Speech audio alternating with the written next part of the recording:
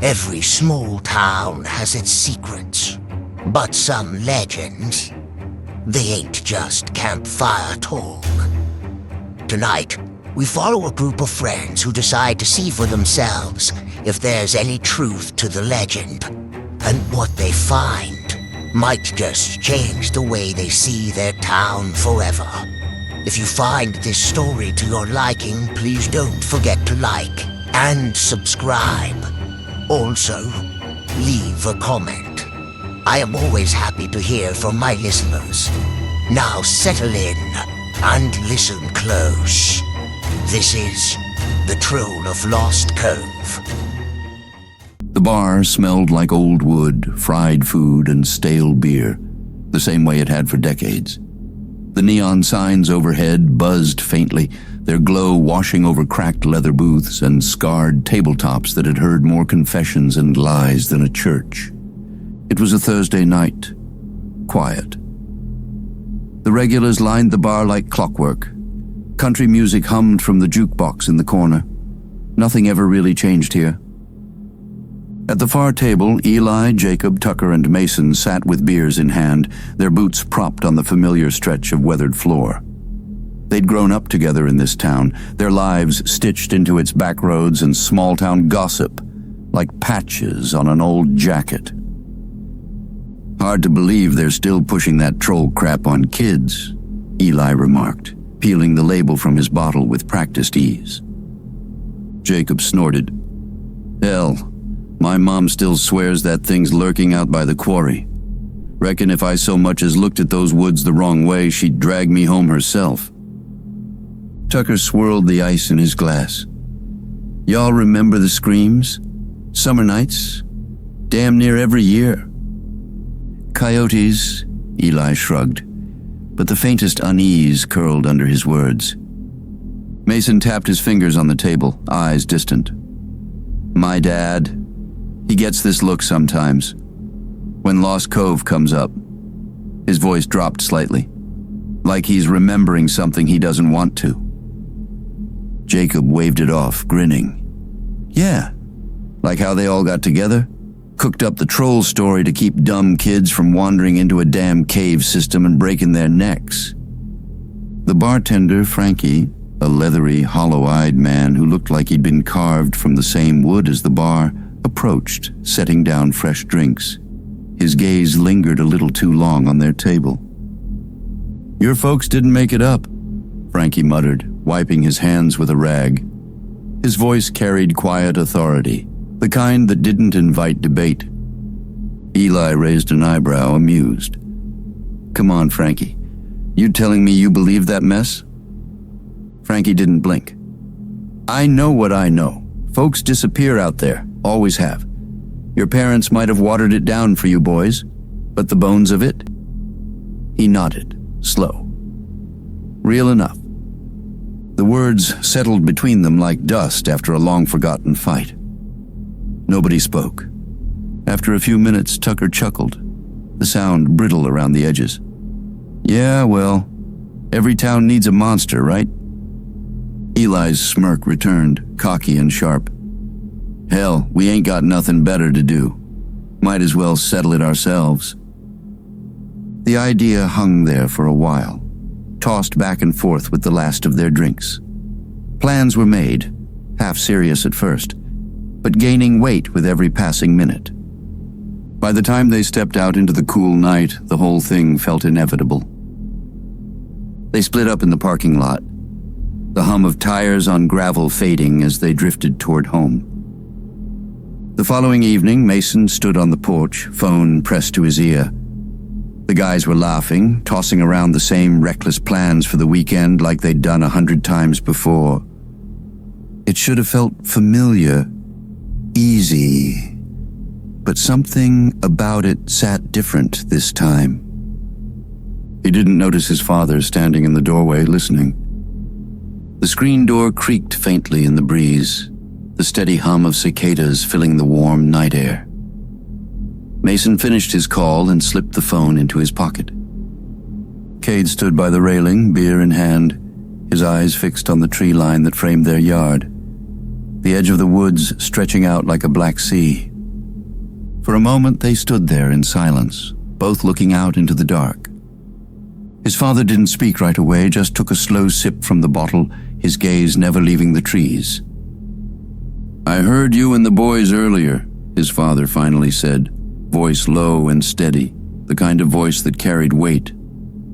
"Talking about Lost Cove." Mason sighed. "It's just talk, Dad."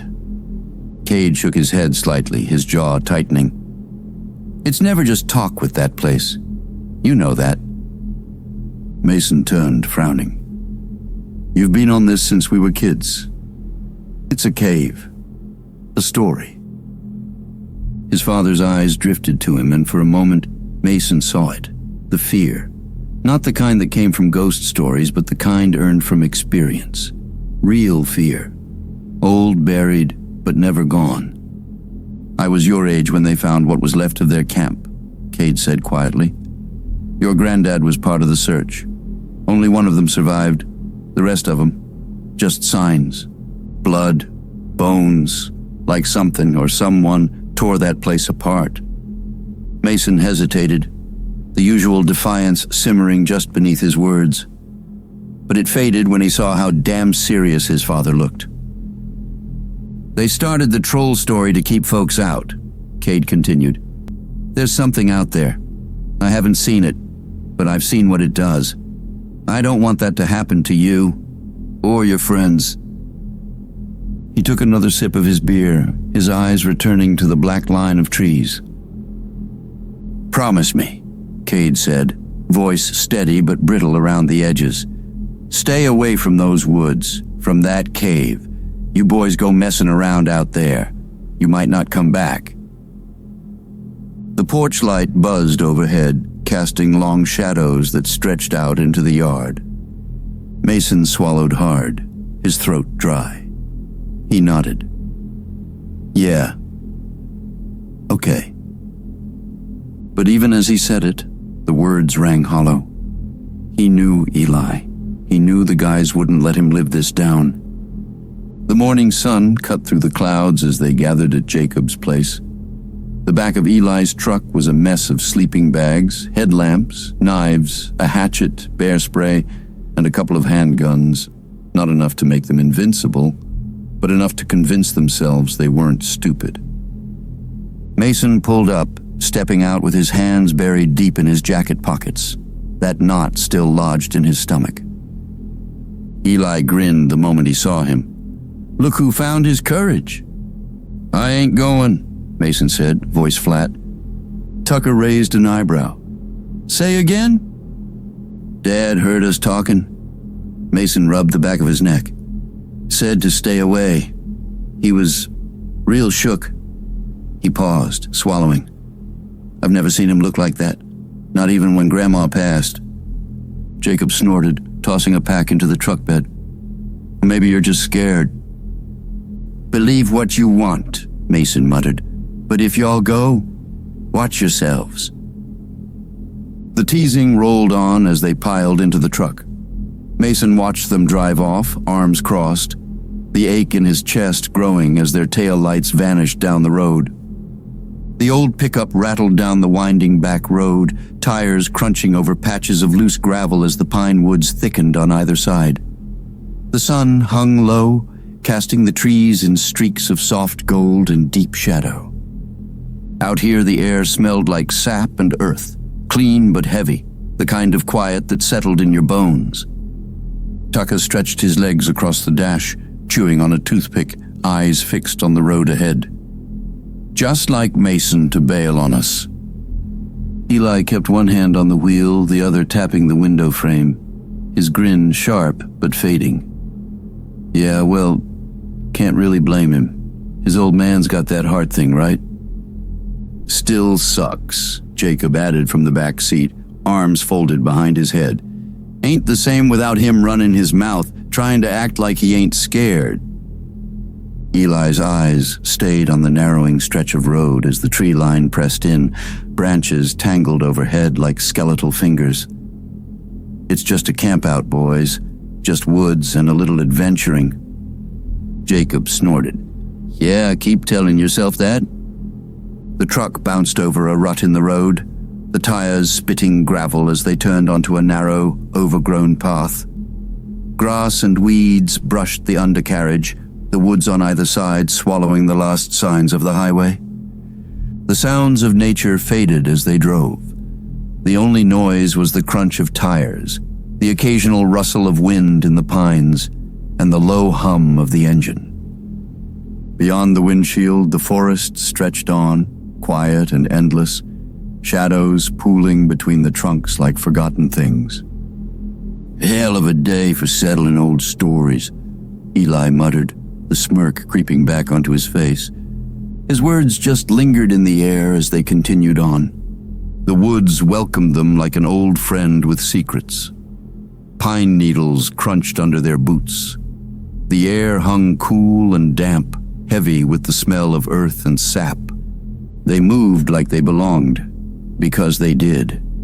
They'd run these trails as kids, dared each other closer to Lost Cove every summer, always turning back before the real darkness settled in. Not today.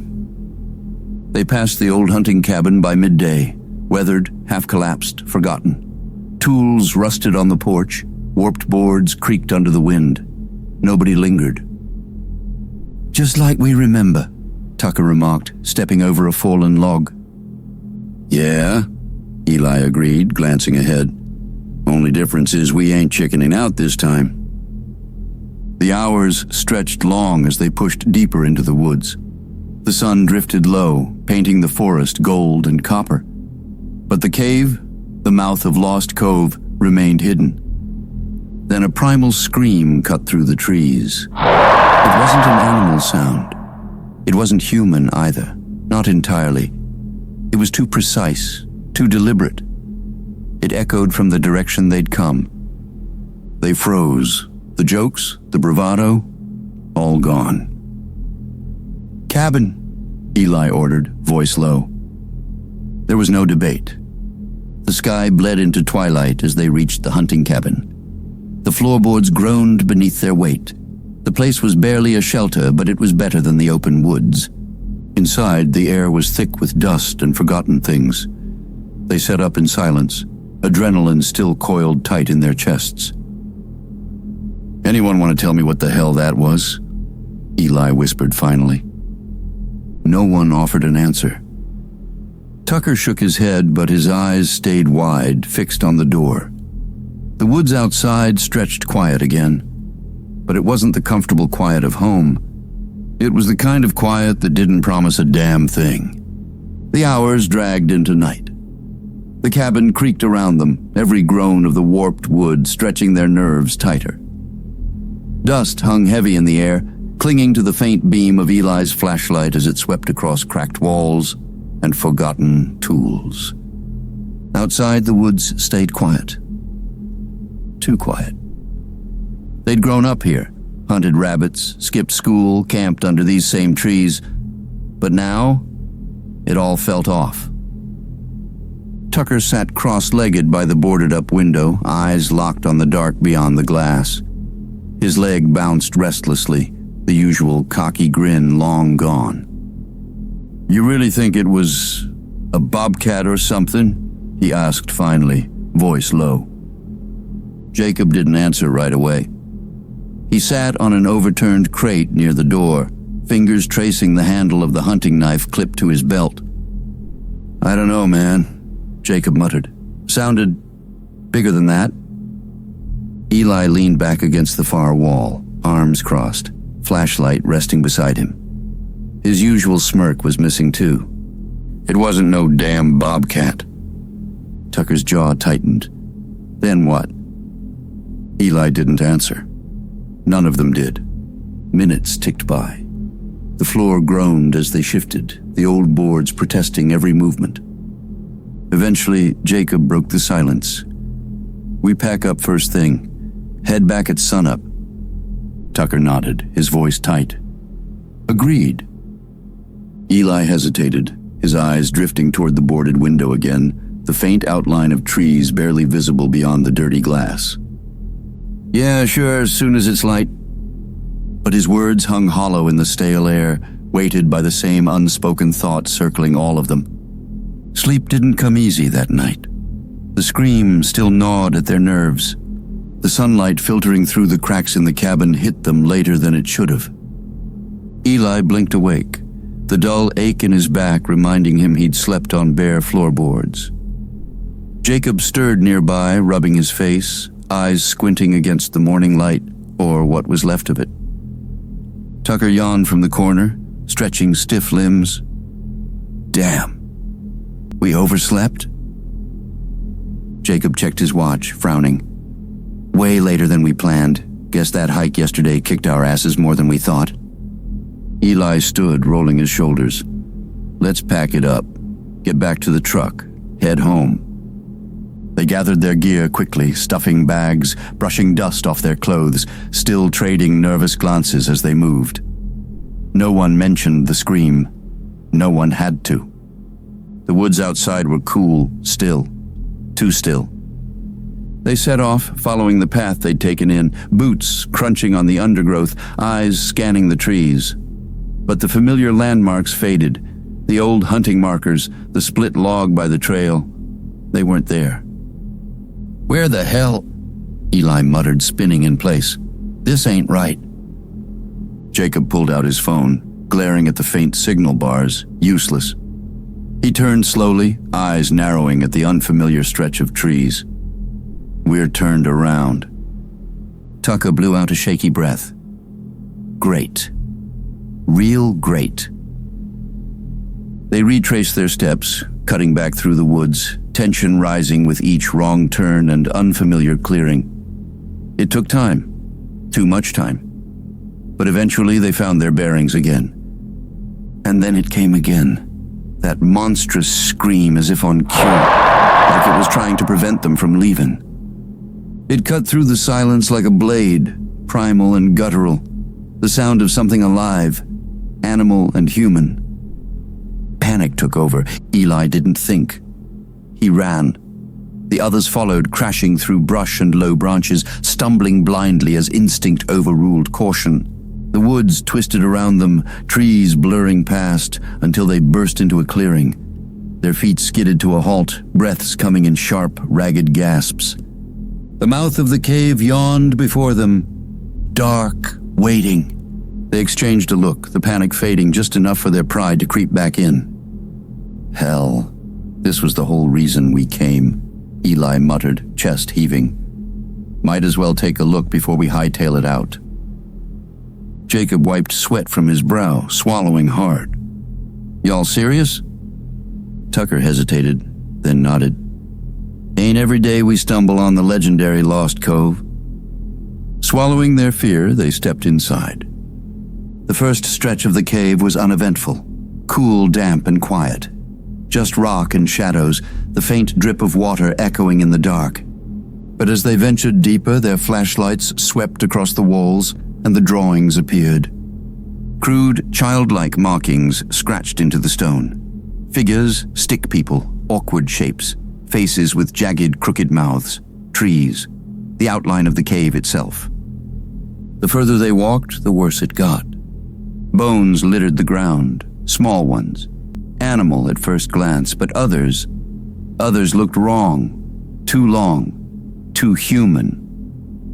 Tucker's voice cracked the silence, uneasy. Hey, you noticed something? Eli's light hovered across the floor, jaw tightening. What? This cave? Why ain't there any signs of an animal in here? No tracks, no scat. Hell, this would be a perfect place for a bear or something. Jacob shifted, his hand drifting to the knife at his side. Let's not hang around and find out. The decision was mutual. They turned to leave, nerves frayed, adrenaline still coiled tight. That's when the voice boomed through the cave, low, guttural, monstrous, rolling through the darkness like thunder, the sound coming from the exit itself. You think you smarter. Always think you smarter. But you in cave now, my home. They not find you. You die here. The words Words rattled off the walls, heavy and real, sinking into their bones. Their eyes widened. The bravado, gone. The panic, seeping into their veins like a heavy rain into the soil. They ran deeper into the cave, their panic blind, their only thought to get away from the voice, the thing waiting at the entrance. The tunnel narrowed, their footsteps thudding against stone, breath coming fast and sharp. Flashlight beams jittered across the walls, but as they pressed on, something shifted. The cave began to glow. It started faint, small patches along the stone. A dull, ghostly green-blue light clinging to the walls and ceiling. Faint specks pulsing softly, like the cave itself was alive. Eli slowed, the flashlight dropping to his side as his eyes adjusted. The hell is that? Tucker stared, mouth tight. Moss, or fungus. I've seen something like this online. Jacob shook his head, uneasy. That ain't right. The deeper they went, the brighter the glow. It coated the walls in uneven swaths, casting shadows across the uneven floor, guiding them to a wider chamber. At the far end stood a crude altar, rough stones stacked haphazardly. Draped across it was the faded, tattered remains of a woman's dress, old, stained, its pale fabric catching the bioluminescent light like a spotlight. They stood frozen, staring. Eli's voice was flat. Okay? Yeah, I've had enough. Jacob was already turning back. Yeah, time to go. Their retreat carried them down a side passage, following the tunnel that curved sharply to the right. That's when they saw her. A woman crouched in the shadows near the far wall, filthy, barefoot. Her clothes were in tatters, hair hung in matted ropes around her face. Her swollen belly strained against the shredded fabric. Recognition hit Tucker like a punch to the chest. That's... no way. That's the hiker. From last year. The woman's wide, wild eyes locked on them. Her face twisted in shock. Then something more primal flickered behind it. Eli took a cautious step forward. Hey, we can help you. She lunged. Her teeth sank into his wrist before he could pull back. Eli cursed, stumbling, yanking his arm away. Blood welled where her teeth broke skin. Get the hell back, Jacob snapped, shoving Eli behind him. The woman retreated, her chest heaving, eyes darting toward the tunnel ahead. A low growl rumbled through the cave. Closer, deep. Animal, but not. She pointed frantically toward the passage they'd come to, her voice cracked, rough and strained, like it hadn't been used in months. No, not that way. She pointed straight ahead, down a darker stretch of the tunnel. Go up, she rasped, her eyes wide with urgency. Go, up. The growl echoed again, vibrating through the stone under their feet. Eli clutched his bleeding wrist, teeth clenched. I ain't in the mood to argue. Tucker's face was pale, eyes fixed on the tunnel ahead. We sure about this? Jacob glanced back toward the growl, the sound creeping closer. The decision made itself. They moved, following her direction, deeper into the shadows, toward whatever up meant in this place. They kept to the shadows. Every footstep measured, backs pressed to the damp stone walls as they slipped deeper into the cave's twisting passage. The faint bioluminescent glow still clung to the rock just enough to see by, but they killed their flashlights, not daring to call attention to themselves. The silence wrapped around them tight. Only the soft rasp of breath, the scuff of boots on uneven stone. Then came the footsteps. Heavy, deliberate. They froze, exchanging a quick glance. No one spoke. No one needed to. The footsteps grew louder, steady as a drumbeat. Something large. Close. Panic clawed at their insides, but they didn't run. Not yet. Jacob's eyes darted along the wall, spotting a narrow gap. just wide enough. He jerked his chin toward it. One by one, they slipped into the crevice, squeezing into the cramped space carved into the stone. Shoulders pressed tight, crouched low in the shadows, they held their breath. The footsteps closed in. It emerged from the dark, a hulking silhouette at first, then detail bled into the outline as it passed under the faint glow of the bioluminescent moss. A man, or what used to be one.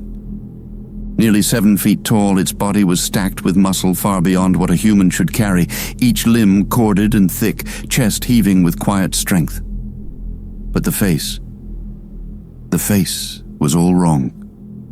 The head sat slightly askew on its shoulders, as if twisted just off-center. The eyes were crooked, one set higher than the other, both small and deep-set beneath a sloped, heavy brow.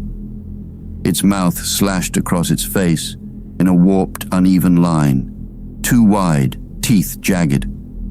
The nose was barely there, just twisted cartilage flattened against skin. Its hands, massive.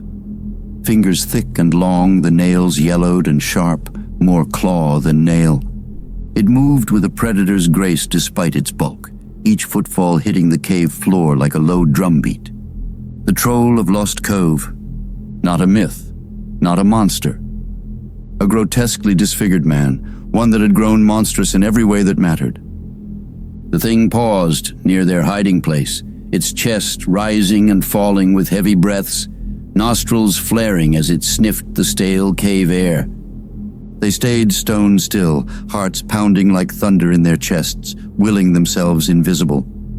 After a long, agonizing moment, it turned, its broad back vanishing down another tunnel. They stayed frozen for several beats, lungs tight, limbs shaking. Jacob finally whispered, voice raw, "It's a fucking man." They crept from their hiding place, nerves stretched thin as thread, every sound of their boots echoing louder in their ears than it probably was. Following the tunnel as the woman directed, they pushed on, until the cave opened up into a wide chamber.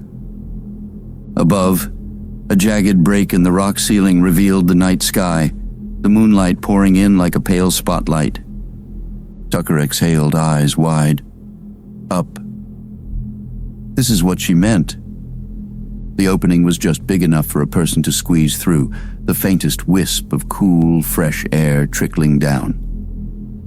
But between them and that opening was one hell of a climb. The rock face was rough but steep, with barely enough ledges to get a hold. They stared upward, then back down the tunnel they came from, back toward the thing still hunting these caves. Eli's jaw clenched. It's either up, or we wait for that thing to tear us apart. The decision wasn't hard. They started to climb. They barely had time to breathe, let alone climb. A guttural grunt echoed from the tunnel behind them, low, raw, animal. Tucker spun, but it was too late. The thing, the troll, charged, closing the distance in a blur of monstrous speed. Its massive arms swung, sending Eli hurtling into the far wall like a rag doll. The sickening crack of bone against stone filled the chamber as Eli collapsed in a heap, gasping, the wind knocked clean from his lungs. "Go!" Jacob shouted, shoving Tucker toward the rock face. They scrambled for handholds as Eli wheezed on the ground, eyes wide, chest heaving, but the troll was on him. It gripped Eli's arms, fingers wrapping around bone like twigs. With a brutal twist, both arms snapped, loud, grotesque, the sound of chicken bones breaking underfoot. Eli's scream shattered the silence, a raw, agonized wail that cut off with a wet gurgle as the creature's jagged teeth sank into his neck. Its massive hand clamped over Eli's face, fingers covering his features, but through the gaps, Tucker saw his friend's eyes. Wide, terrified. Then, gone. Jacob's hand shot to his belt, fumbling for the handgun he'd nearly forgotten he had. The gun barked. wild shots echoing through the chamber as Jacob unloaded toward the creature. Bullets struck stone, some grazing the beast, more noise than damage. "Climb!" Jacob shouted, voice cracking with terror. Tucker's limbs burned as he scrambled upward, boots slipping, fingers clawing at the rock face. Below, Jacob's screams mixed with the echo of gunfire as he turned, sprinting back toward the tunnel entrance like a man possessed. The troll straightened from Eli's ruined body, blood dripping down its jaw. Its crooked eyes darted between Tucker and the retreating Jacob. Then it ran. Faster than anything that size should move, it vanished into the tunnel after Jacob. Tucker climbed like his life depended on it, because it did. Gunfire rang out, muffled deeper in the cave. Then a scream, high, cut short. Tears blurred Tucker's vision as the truth settled in. Jacob wasn't coming back. He was nearly at the opening when he heard it again, the low, heavy grunt below him. The troll stood at the base of the wall, panting like a sprinter after a race, face smeared in blood, crooked mouth curling into a twisted grin. "You next." It started climbing. Tucker scrambled higher, heart hammering, lungs burning. The rock face offered little, but desperation fueled him. A jagged stone jutted out beside him, his only shot. He kicked it, once, twice, again, until the stone broke free, tumbling down. It struck the creature square in the face with a dull crack. The troll snarled, losing its grip, tumbling to the floor with a heavy thud. It howled in frustration, clawing at the wall, already coming again. Tucker reached the top, the narrow opening to freedom, but it was too small. His shoulders jammed against the stone. Panic overtook him as he clawed at the edges, fingers tearing at the rough rock, widening the gap with frantic energy. The growls grew louder. Closer. Tucker screamed, loud, desperate, the kind of scream that was less about hope and more about sheer terror. Finally, the opening widened just enough. He hauled himself up and through, lungs heaving, legs scrambling. That's when he heard it. A voice, familiar, sharp, urgent. "Tucker?" Tucker's heart nearly gave out at the sound. "Mason!" His voice cracked as he shouted. "Over here!" Branches snapped, leaves rustled, and through the brush, Mason and Cade burst into view. Tucker collapsed forward onto the dirt, gasping, hands shaking, eyes wide as the nightmare clawed just beneath him. Hands grabbed him, familiar, solid. Mason. Tucker barely had time to process it as Mason hauled him the rest of the way out, Cade already pulling him to his feet, eyes flicking down to the cave opening. Relief died on impact. A massive, blood-smeared hand reached through the gap, fingers splayed, nails like claws raking the dirt. The troll's crooked face twisted in rage just beneath the hole, snarling, eyes locked on them. "Run!" Cade barked, voice sharp, commanding. The trio bolted, crashing through the brush, Mason waving frantically. "This way! Come on! Move!" Branches whipped past, roots snagged at their boots as they tore through the undergrowth, feet pounding the forest floor. For a moment it was just the sound of their ragged breaths, their footsteps, the forest parting around them. Then it started. The scream, that same guttural animal roar, filling the woods, rattling the trees, vibrating in their chests. And beneath it, the sound of something large crashing through the brush. Fast, heavy, relentless, like a linebacker cutting through the undergrowth at full tilt. Tucker stumbled but kept running, lungs burning, heart jackhammering in his chest. Ahead, Mason clutched the shotgun tight to his chest, eyes darting, guiding them through the tangled woods toward the only thing that mattered now, the truck. Cade's rifle was slung in one hand, his free arm pushing Branches aside as they ran, head snapping back to glance over his shoulder, the crashing footsteps gaining ground. The woods weren't wide enough, the distance wasn't enough, but they ran anyway. They tore through the brush, lungs burning, the undergrowth clawing at their legs. Cade's voice cut through the panic, sharp and commanding. "We're gonna have to face it. We can't outrun it." The words slammed home like a hammer to the chest. They weren't making it to the truck. Not like this. Tucker's eyes darted wide with panic. Mason's grip tightened on the shotgun, chest heaving. Cade veered off to the left, shoving through the undergrowth with purpose. "There's a clearing up ahead. We take our shot there." They followed. No time to hesitate. Within moments, the woods broke open, an uneven clearing ringed by thick brush and fallen logs, patches of rock jutting from the ground. The moonlight spilled down in broken shafts through the treetops. Cade's eyes scanned the space like a hunter sizing up a kill zone. "Tucker, there!" He pointed to a low rise near the tree line. "Mason! Other side! Stay low!" They moved, hearts hammering, minds racing as they took cover. Cade knelt behind a half-rotted stump, leveling the rifle, breath steadying as best he could. The crashing grew louder. Trees swayed, brush snapped. It burst into the clearing like a freight train, the troll, its massive frame silhouetted by the moonlight. Blood still smeared its face, its eyes locked forward, nostrils flaring, chest heaving. Cade took aim and squeezed the trigger. The rifle barked, the .45-70 round slamming into the creature's leg. It staggered. Just barely.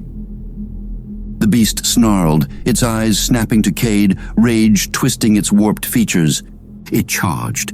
Cade racked the lever, desperate for another shot, but the thing was too fast. Before it could close the gap, Mason burst from his cover, sprinting to cut it off. The shotgun leveled, breath shallow, finger tight on the trigger. Boom. The first blast caught the troll high in the shoulder, spinning it off balance. Mason pumped the shotgun again, stepping forward. Boom. The second shot slammed into its side, forcing the creature to stumble, claws raking the dirt as it crashed to one knee, but Mason didn't stick around to see if it stayed down. "Go!" Cade barked. They ran, hearts pounding, adrenaline roaring, the forest blurring past as they tore through the brush toward the truck. The clearing fell behind. They reached the truck. Doors yanked open, engine roared to life. Mason slammed the gas, tires spitting dirt and gravel as they sped off down the narrow road, the headlights slicing through the darkness. The final scream of the troll chased them. A guttural, wounded roar. Not one of defeat, of warning. Mason showed up right on time, pulled Tucker out of the fire. But let's be real, this story, it doesn't feel finished. Not by a long shot. Some legends never die. Stay watching, waiting. Only time's gonna tell the rest. If you enjoyed tonight's tale, hit that like button. It helps more than you know. And if you're new around here, go on and subscribe. 'Cause trust me, there's more where this came from. Tell of any experiences you have had in the woods in the comments. I read every one of them. And as always, should you find yourself lost along your travels, let our light be your guide.